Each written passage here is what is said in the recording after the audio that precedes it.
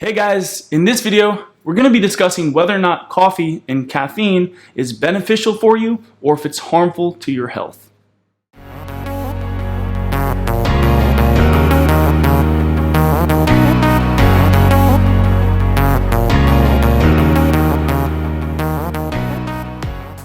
So I'm actually making this video based on a request. Over the last month or so, we have been receiving plenty of questions along the lines of, is coffee good for you or bad for you? How come I see so many studies and different articles and blog posts talking about how toxic and horrible coffee is for you, and then I watch your YouTube videos and you're providing a completely unconventional alternative viewpoint of coffee that says that it's beneficial. So although this is something I've made videos on in the past and have talked about it frequently in various videos and FAQs, with well-documented clinical research, as well as very in-depth physiological explanations for what coffee does systemically in the body, I've decided to make this video because of this email, which basically reads, could you please check this article out about coffee? It lists 14 negative side effects of coffee, all with real background. Could you please do a video response to this article and the studies? And the reason that I decided to do a video response to this email is because upon reviewing the article that the person shared, it is articles like this that are perfect examples of why people are so confused, not only about coffee and its true benefits to the body, but why people, I think, are confused in general about health and nutrition when they hop on the internet. Because as you'll see in a moment as we go through and review this article, first and foremost, lacks any sort of real background information. And I'm saying this because some of the points made in the article, first and foremost, have zero cited research or studies. And secondly, the studies that are shared, or the references that are shared, are, in my opinion at least, far from any sort of real background information. In general, a lot of the sources and studies that are shared are not even real studies. They're just links from mass media, authoritarian figures like ABC News, and other sort of authority figures that, for me, have never been a sound location or source of any real science. And you'll see this demonstrated throughout this article. A lot of the so-called studies shared that are referencing some of the points made are actually lacking physiological explanation. And then the ones that have any sort of scientific explanation for their points or their conclusions are very, very incomplete and don't share actually a very broad perspective of what's occurring in the body. They tend to be very biased and almost cherry-picked. So not only is this article lacking a lot of studies, so there's plenty of bullet points made that have no research or no cited information that supports the claims being made, but the ones that do are not only coming from very politically biased, sometimes funded sources that, again, lack any physiological explanations, and if they have any, the science for me is very incomplete and sometimes even backwards. So my intentions with this video is to review this article and provide alternative and more complete physiological explanations for the various points made about coffee in this article, and hopefully by the end of it, if you're not convinced that caffeine is not a toxic, narcotic, drug-like substance, that hopefully by me providing an alternative viewpoint and a more complete and thorough explanation for coffee's true effects in the body, that by the end of the video you have a more clear understanding of what coffee actually is, which is an adaptogenic herb. So getting right to it, this is the article that we're going to be reviewing and going through a couple of the major points made and providing an explanation for these points and determining whether or not there's any truth to them or if it's just complete biased misinformation. So getting to the first point made, it states that caffeine is an alkaloid that the coffee plant uses to kill bugs, which eats its seeds. The coffee plant also uses caffeine in the coffee pods to kill surrounding plants, so the coffee plant can attain more sunlight and grow larger. Caffeine is therefore a pesticide, which causes genetic termination in living cells that come into contact with it. So the first thing that I just want to point out is that there's no clinical research or physiological explanation for anything stated in this first point. It is rather incomplete, incredibly biased, and at the very least is incredibly dramatized. So it is true that the coffee bean contains alkaloids. Most plant substances in the natural world have some sort of natural defense mechanism, some sort of tannin, polyphenol, or alkaloid or antioxidant-like substance that helps to protect it from being consumed and eaten by animals and insects in the wild. So it's a natural protective mechanism, and this is certainly true. However, to state that consuming the coffee bean would cause genetic termination, again, is highly overstated and incredibly dramatized. And there's no research that backs this claim whatsoever. There are no studies that I've ever come across that states that the coffee bean is toxic to humans to the point of causing genetic termination, let alone to other animals or insects or mice. So there's no research that backs this claim. And something else that's being overlooked in this statement, or at least not mentioned, is that although the coffee bean contains alkaloids and these natural pesticide-like substances, the process of picking the coffee berry, fermenting it, sun-drying it, roasting it to be used commercially as a coffee beverage greatly, if not entirely, diminishes any sort of toxic effects of the coffee bean. And this is true for a lot of substances in the natural world, as I mentioned in previous videos. So if you're to take the raw coffee bean and just try to consume it, it might have some sort of toxic effect in the body, especially if you consumed a large amount of it. But no person consumes coffee, particularly in the beverage form, by taking the raw coffee plant and the coffee bean and grinding it up and using that as the product. And this is because it's well understood that a lot of plant substances, including fungi, in their raw and natural state, are toxic to the body in a certain dose or consumed over a long time, and in order to become non-toxic, bioavailable, and medicinal, have to go through certain preparation methods. So as I've mentioned plenty of times in previous videos, take for example reishi mushroom or any sort of medicinal mushroom. In their raw state, they contain chitin, an indigestible protein that is not biocompatible with the human body. So trying to eat a raw reishi mushroom is going to result in digestive upset and may even induce a toxic effect. This is the natural defense mechanism of the reishi mushroom. But through certain knowledge and acquiring certain technology, herbalists and practitioners of Chinese medicine, for example, have figured out that you can take a reishi mushroom and you can decoct it, you can boil it, you can extract it, and not only make it non-toxic and digestible, but enhance the medicinal quality of it and the bioavailability of the medicinal constituents. So this is primitive technology. If you talk to any sort of Aboriginal person, a Native American, they have all sorts of very unique culinary methods for making otherwise indigestible plant substances not only digestible and non-toxic, but highly nutritious. So there are plenty of plant substances and fungi in the natural world that in their raw state do contain alkaloid substances and tannins and phytates and lectins that in the raw natural world make them indigestible or act as a pesticide. But when you take a coffee bean, what is typically done is there's a certain technology or preparation method. It's dried out in the sun, which greatly reduces the tannins and the alkaloids and any sort of other anti-digestive or toxic substance in it. And then it goes through roasting and heating processes, which further reduce any of these substances to the point of not only making it completely non-toxic, but incredibly delicious and medicinal. So this statement is half true and partially true. But as the saying goes, a half truth is still a whole lie. So granted that you're not making your daily cup of coffee from raw coffee beans and the raw coffee berry, you're probably not going to run into any sort of toxic effects, and you're most certainly not going to run into any sort of genetic termination. Moving along, one of the second points made in this article is that according to MRI images taken before and after 1 cup of coffee showed a decrease in blood flow to the brain by 45%. However, upon reviewing the real background research that supports this claim, first and foremost, it doesn't share any physiology or any science or any studies. It shows a short 2-minute clip or video from ABC News, which is a very unreliable source for any sort of true scientific research or physiological explanations for anything. And in the video, supposedly a woman took a cup of coffee, had an MRI done, and then had another MRI done without coffee, and what they found was that supposedly there is decreased blood flow to the brain. However, they don't explain any of the mechanisms, and there could be so many other things that actually cause this to occur, especially granted that this wasn't a controlled clinical trial to any degree. It was just some woman on ABC News, apparently, and we just have to believe it and buy into it.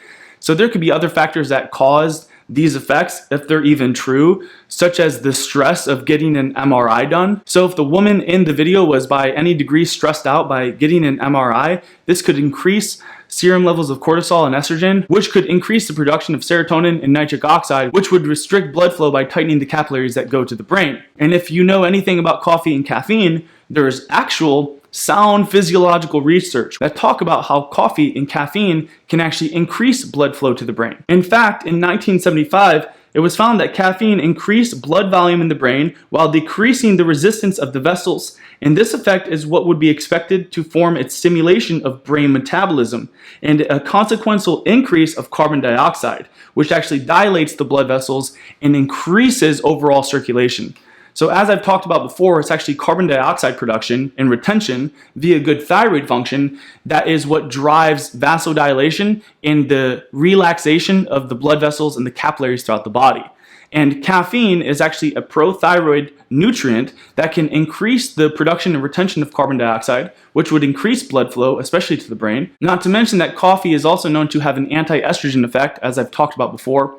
And estrogen stimulates usually the production of other stress substances like serotonin and nitric oxide, which would restrict blood flow. So it's usually an excess production of nitric oxide and serotonin and other stress substances that restrict blood flow by tightening the capillaries and decreasing thyroid function. So this is actually the opposite of what would be true for coffee or caffeine, again, given in the right dose and granted that you're not hypothyroid already. So it's also probable that the woman in this video that took a cup of coffee, if it was the coffee or caffeine that induced this effect, it could be that she was hypothyroid in the first place. It's well known that people that are hypothyroid are more sensitive to caffeine because they tend to have more estrogen in the body, and estrogen impairs the production of the liver enzymes that detoxify estrogen and nitric oxide. So sometimes when somebody's hypothyroid, they're more sensitive to things like coffee and caffeine, but it's not the caffeine itself. And in fact, given in the right dose, treated like a medicine or an herb, caffeine and coffee can actually stimulate thyroid function and lower the production of estrogen. So I think that this point is completely inaccurate also, and again, it doesn't provide any sort of real background information. Moving along, a third point made in this article is that according to brain images, chronic coffee drinkers showed that they present the same degradation in their brains as chronic alcoholics, cigarette smokers, Parkinson's patients, and marijuana users. So again, the first thing I'm just going to point out is that the so-called real background or cited sources where they drew this conclusion is coming from the dailymail.co.uk, which is another very unreliable source of any real science and physiological research. It is just a mass authoritarian news figure that usually gets this information from very biased and sometimes funded viewpoints. So it's not a source that I would trust for any sort of sound information. And again, if you look at this study, the article that was shared supporting these claims, it also provides no explanation for how they drew these conclusions.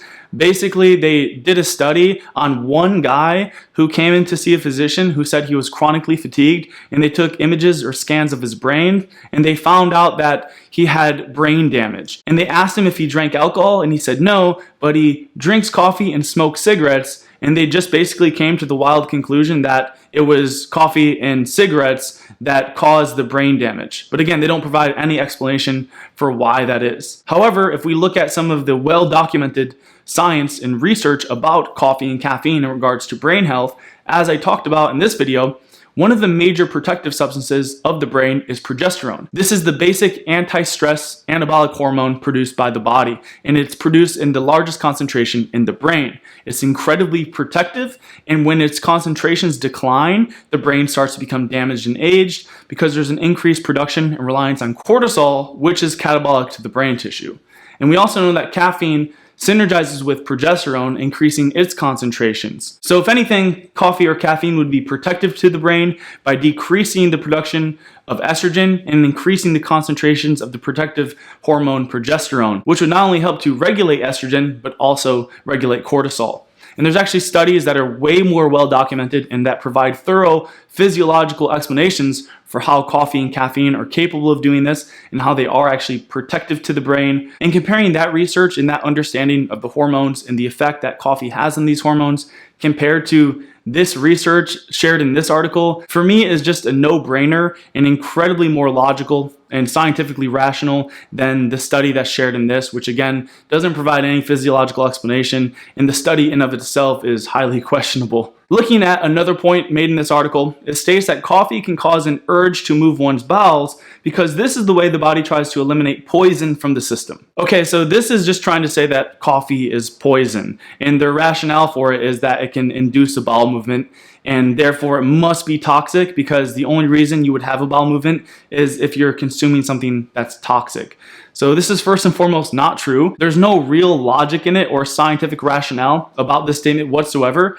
And if you know anything about coffee and caffeine and its effects on digestion, then you'll start to understand actually why it might induce a bowel movement. So first and foremost, keep in mind that the digestive system is highly governed by or affected by the rate of metabolism. So as Broda Barnes talks about, people with hypothyroid often are constipated, they have many digestive issues, they don't secrete enough hydrochloric acid or digestive enzymes, they have slow transit time, meaning that the time in which they consume food to the time in which they eliminate it is very exaggerated, so they often are constipated, and they often have difficult times with bowel movements. So generally speaking, as the rate of metabolism slows down, so does every aspect of digestion. Everything from breaking down the food, the secretion of digestive enzymes and hydrochloric acid, to the transit time, to the actual elimination time, are all massively slowed down. And the reason why coffee tends to have this pro-digestive effect and increases the consistency of your bowel movements is because it's generally pro-thyroid. So through various mechanisms, coffee and caffeine can support oxidative phosphorylation, the storage of glucose, the utilization of glucose, and mostly all through its pro-thyroid effects and its anti-estrogen effects. So the reason it might stimulate a bowel movement is usually because it actually can increase the metabolism in a numerous amount of ways. So by increasing the metabolism, you're going to also increase the rate of digestion. So usually your digestion gets stronger overall, and you're also going to find relief from constipation. Now, in the case that you're finding yourself drinking coffee and now you have loose stool and you're going to the bathroom 3 or 5 times within a couple of minutes, that's an entirely different story. And that might be related to any sort of mold or mycotoxins in the coffee. That might be related to some sort of allergy. That might be just related to the fact that you are hypothyroid already. And because of that, you inefficiently metabolize caffeine. And instead of increasing carbon dioxide production and retention, it's actually decreasing it, leading to a stress-like state in the body, which could have a negative or adverse side effect. So again, as I've stated before in past videos, any sort of negative effects from coffee usually come down to a couple primary factors. First and foremost, you are in a hypometabolic state. You have low thyroid and a low metabolic rate altogether, so you're going to have to consume smaller amounts of coffee and treat it more medicinally, and consuming too much of it could actually have adverse side effects. The other thing is that most of the negative side effects associated with coffee are always associated with just taking too much of it in a small period of time. And your ability to actually handle and metabolize caffeine is much less when you're hypothyroid. But generally speaking, through my own experience and talking to clients, I've never experienced or had anybody tell me that consuming coffee gives them diarrhea and loose stools. It generally just helps them eliminate first thing in the morning, which would generally be a good thing. And it's not because coffee is a poison. All right, so let's look at one final point made in this article. I'm not gonna review the entire article because this video would be like an hour or 2 hours long, and I find myself repeating a lot of the same things anyways. And as I've mentioned already, a lot of the points made in the article are incredibly biased against coffee and provide no physiological explanation. So if you want me to, at the end of this video, answer any of the other points in the article, I'll share the article so you can review it yourself, and I'll just respond to those in future FAQs or throughout other videos on the YouTube channel. But getting to another point, this one I think is the funniest. It says, coffee increases energy via the human fight or flight metabolic response. Because the body is afraid of the caffeine-based poison, coffee doesn't give energy. It removes it from the body. The energy a person feels when they drink coffee is the body going into overdrive because coffee or caffeine is a poison, and all poisons activate an energy release in the body. So coffee removes energy from the system. So first of all, none of this is true. There's no research, again, backing his claims. And just the way that it was written for me is just a confession that whoever wrote it doesn't have a physiological understanding of caffeine or coffee's effect in the body. It's overly simplified to the point that it's actually inaccurate and false information.